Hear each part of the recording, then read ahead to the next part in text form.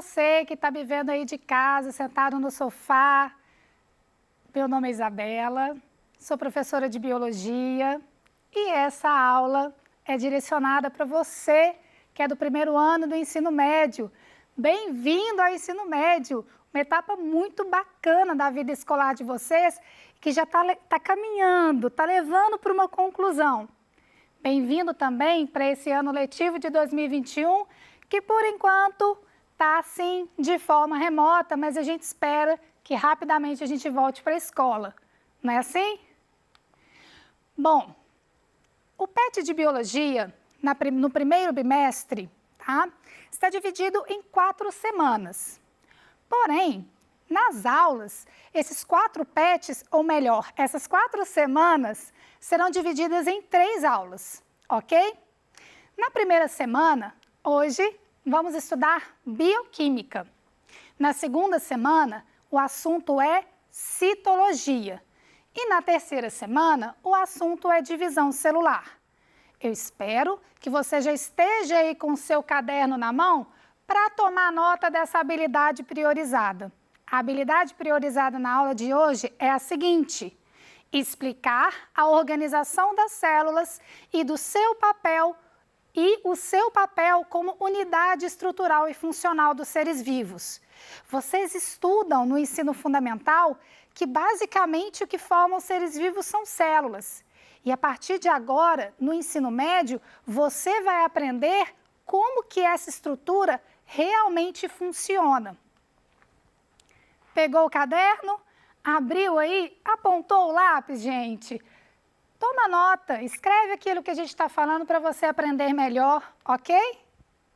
Os objetivos desta aula são os seguintes. Primeiro, apresentar a constituição química e a organização básica das células. Segundo, explicar o papel das células como unidade estrutural e funcional dos seres vivos. Ah, um detalhe, se você for um bom desenhista, você vai aproveitar essa aula de hoje. Primeiramente, todos os seres vivos são formados por uma ou mais células. Existe uma discussão aí sobre os vírus, mas eu vou deixar essa discussão para o final. A gente tem aqui nesse slide 2 exemplos de células. Essa daqui, uma célula animal, e essa daqui, uma célula bacteriana. O animal é um organismo, formado por 2 ou mais células, é um organismo multi ou pluricelular. E a bactéria aqui representa um organismo unicelular, formado por apenas uma célula. Bom, quais são as partes fundamentais de uma célula? Quantas células um ser vivo pode apresentar? Acho que essa pergunta você já sabe responder. E o que constrói uma célula? Então, todas essas questões nortearão a minha fala daqui para frente. E eu espero que no final dessa aula você saiba responder cada uma delas. Vamos começar descrevendo a célula bacteriana. Bom, as bactérias são organismos unicelulares, ou seja, são formados por uma única célula. Professora, estou com dúvida, eu não entendi muito essa palavra. Basta você destrinchar essa palavra.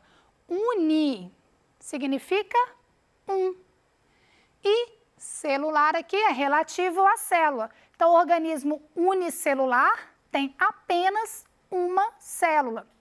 E quais são as partes fundamentais da célula bacteriana, que é esse exemplo que eu coloquei aqui para vocês? Então, a gente tem lá no meio da célula o material genético, o famoso DNA, envolvendo a célula a membrana plasmática, e muitas vezes essa membrana não vem sozinha, existem em algumas situações outros envoltórios, por exemplo, parede celular e cápsula, que ocorrem nas bactérias. E o que preenche a célula é chamado de citoplasma. Pessoal, em biologia, quando você ler uma palavra que tem esse prefixo cito, é relativo à célula. Então, citoplasma é o plasma da célula, é aquela substância gelatinosa que preenche a célula. Dentro do citoplasma existem pequenos órgãos das células que são chamados de organelas. E no caso das bactérias, a única organela que existe ali é chamada de ribossomo. Anota essa palavra aí no cantinho do caderno, ribossomo. Depois, no exercício que você vai fazer lá no seu PET, esta memória vai ser requisitada. Fica a dica, hein? Bom, mais uma informação sobre as bactérias. As bactérias possuem uma célula procariota ou procarionte. Procariota ou procarionte. Células procariotas não possuem membrana nuclear. E o DNA, o material genético, fica dentro do citoplasma da célula, ok? Pro é aquilo que vem antes e cariota é relativo à membrana nuclear, que é chamada de carioteca.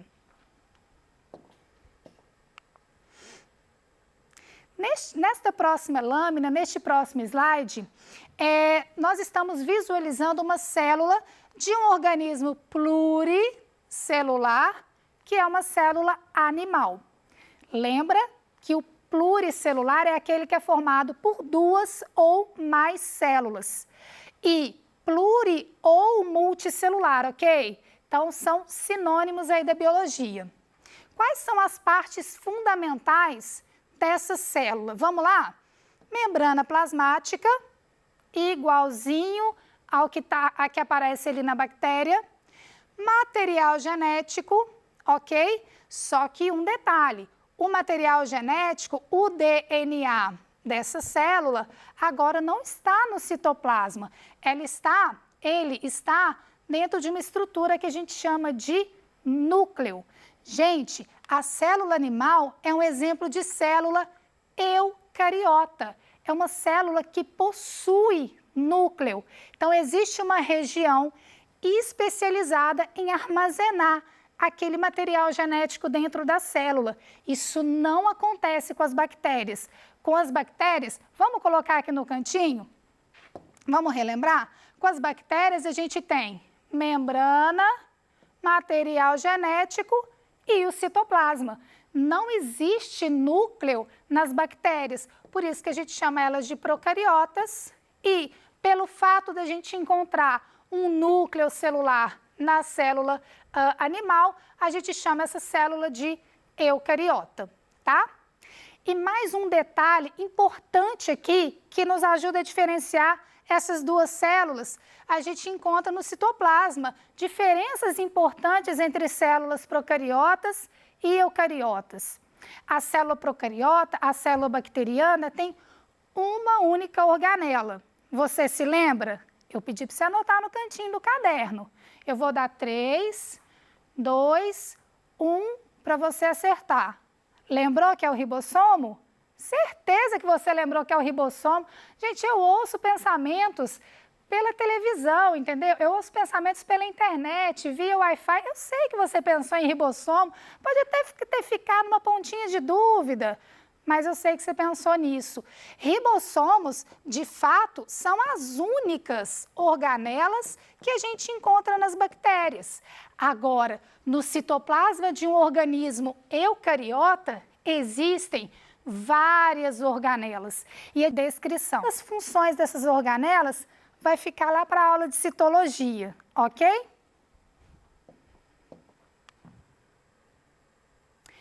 Bom, antes de eu passar para o próximo, eu quero mostrar uma coisa para vocês, tá? Vale a pena, nesse momento, a gente dar uma pausa nos slides para a gente conversar um pouco a respeito das diferenças entre dois tipos de células eucariotas. A célula animal, que foi apresentada para vocês naquele slide, e do lado de cá, a célula vegetal. Bom, nessas duas situações, a gente tem núcleo celular, ok? Então, esse é um ponto que eu quero comentar. Ambas são células eucariotas. Por quê? Porque elas apresentam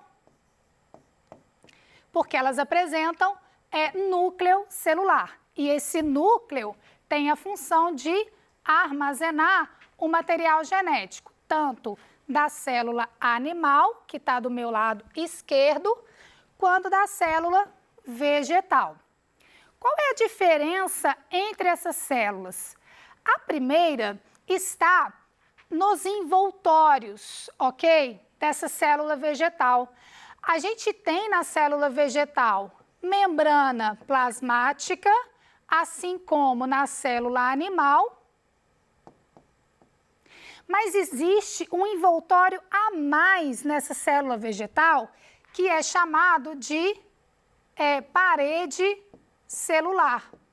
A parede celular das plantas é composta por uma substância chamada de celulose.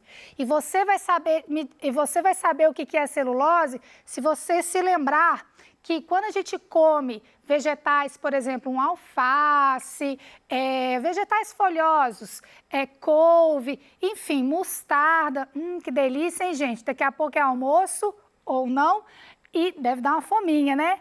E essa celulose, que faz parte da parede celular das plantas, funcionam no nosso corpo como fibra alimentar. Então, ela é muito útil para a gente, não para a gente produzir energia a partir desse alimento, mas como fibra alimentar, ajuda no trânsito intestinal, enfim. Essa parede de celulose é uma das características mais importantes aqui para diferenciar uma célula eucariota animal de uma célula eucariota vegetal. Vamos relembrar aqui que a membrana nuclear é envolta por o núcleo, na realidade, é envolto por uma membrana chamada carioteca. As duas células apresentam, e em volta do núcleo a gente tem o citoplasma, tanto no caso da célula animal, quanto no caso da célula vegetal, ok? Feita a minha observação, vamos dar continuidade aqui à nossa conversa. Espero que você continue anotando aí tudo que eu estou falando para você. Bom, quantas células os seres vivos apresentam? Eu acho que você já sabe essa resposta. Eu acho que você já sabe, pelo menos, me dizer quantas células uma bactéria tem. E você também já sabe me dizer que, pelo menos mais de uma, o animal e o vegetal têm também. Então, existem seres chamados de unicelulares, né? São aqueles seres que apresentam uma única célula. E os seres pluricelulares apresentam duas ou mais células. Pessoal, seres unicelulares são aqueles que a gente só consegue enxergar usando um microscópio. Então, é interessante a gente citar aqui que são representados por bactérias, protozoários e alguns tipos de fungos e algas. Esses seres só são observáveis quando a gente usa o microscópio. E os seres pluricelulares são representados pelos vegetais, pelos animais. Alguns fungos também são pluricelulares. Por exemplo, aquele fungo que dá no pão, o bolor, sabe? Quando o pão estraga, dá um bolorzinho, aquela mancha verde. Aquilo ali é um fungo pluricelular. E a gente não precisa de microscópio para observar aquele fungo, né? Portanto, prova para a gente que é um ser pluricelular. Bom, o que constrói uma célula? Porque a gente falou das suas partes fundamentais, falamos que todo ser vivo é formado por células. Você escreveu essas informações aí no caderno, né, no próprio caderno. E o que constrói uma célula? O que pode ser menor do que uma célula? Pessoal, existem níveis de organização da vida. E esse nível de organização básica começa por elementos que não são vivos, que são os átomos dos elementos químicos carbono, hidrogênio, oxigênio, nitrogênio, fósforo e enxofre. Esses 6 elementos químicos aqui ajudam a construir moléculas orgânicas, carboidratos, lipídios, proteínas e ácidos nucleicos que constroem as nossas células, ok? Então, até aqui, a gente não tem vida ainda não, tá? Mas se todos esses elementos forem utilizados para construir uma célula, agora sim, a gente pode ter, no mínimo, um ser vivo, que é uma bactéria, no caso de um ser unicelular. Bom, as células são, portanto, a menor unidade estrutural e funcional dos seres vivos, ok? Para os seres pluricelulares, essa organização continua, tá? Células formam tecidos, tecidos formam órgãos, órgãos formam sistemas e o sistema forma um organismo, tá? E essa continuidade, portanto, se dá justamente com os organismos pluricelulares. Bom, eu gostaria que você pensasse nesse momento do que a tua casa é construída. Geralmente, para construir uma casa, são necessários tijolos, cimento, uns ferros, né, para segurar a casa no chão. Enfim, a gente precisa de coisas para fazer a construção do todo que é a casa, né? De elementos pequenos para construir uma casa que é grande. Então, eu quero que vocês imaginem que a célula é uma casa. E o que eu vou apresentar aqui para vocês agora são os tijolos dessas células, tá? Então, vamos lá. O núcleo da célula armazena DNA, que é um tipo de ácido nucleico. No citoplasma, a gente encontra vários pequenos tijolinhos constituídos por proteínas, carboidratos e alguns tipos de ácidos nucleicos também. Na membrana plasmática, os tijolinhos são lipídios, proteínas, carboidratos, os principais, ok? Então, gente, esses elementos, essas moléculas que a gente chama de orgânicas, são os tijolinhos das nossas células, ok? E elas ajudam a construir a vida, tá certo? Ajuda a construir a vida. Deixa eu ver se você entendeu. Deixa eu ver se você entendeu. Células são a menor unidade funcional e estrutural dos seres vivos.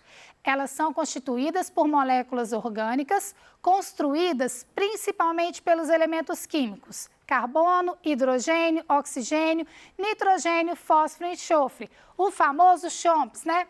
O famoso CHOMPS, ok? Dentre as moléculas, destaca-se o ácido nucleico, que pode ser encontrado, vamos relembrar aqui, onde que a gente pode achar ácido nucleico dentro das células? Eu vou te dar 3 segundos. 3, 2, 1. Todo mundo concordou comigo que é no núcleo e no citoplasma de uma célula eucariota? Aqui nessa questão foram requisitados os seus conhecimentos sobre célula procariota e célula eucariota, assim como a estrutura dessas células. Bem, para a gente finalizar essa aula, nós aprendemos sobre composição química das células, os tipos de célula, procariota e eucariota, e os componentes básicos da célula. Agora, aluno e aluna, é a sua vez de praticar, de exercitar tudo aquilo que a gente viu nessa aula. Eu gostaria de sugerir que você abrisse o seu PET lá nas páginas 34 e 35, fizesse a leitura do texto que está disponível ali para vocês e as atividades das páginas seguintes, 35, 36 e 37. Não esqueça de anotar as suas dúvidas para você fazer a pergunta para o seu professor ou para os professores aqui do Tira Dúvidas. Eu agradeço muito esta aula, Continuem se cuidando e até a próxima!